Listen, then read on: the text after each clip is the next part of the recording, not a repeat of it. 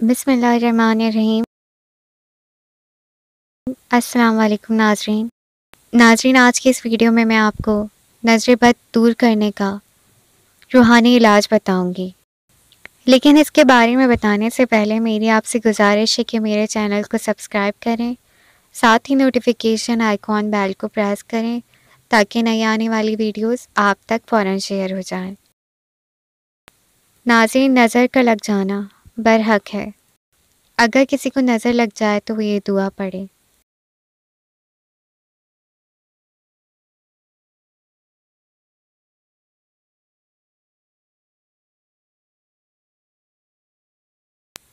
ترجمہ: میں اللہ کی حفاظت میں آنا چاہتا ہوں تمام جن و آصف سے اور ہر بری نظر سے۔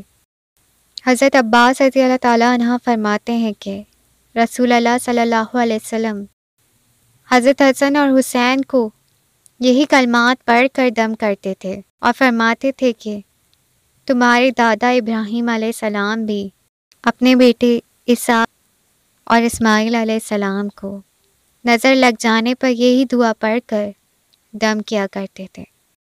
کسی کو نظر لگ جائے چاہے کتنی ہی سخت ہو، اس آیت کو 11 مرتبہ پڑھ کر دم کرنے سے انشاءاللہ شفا ہوگی۔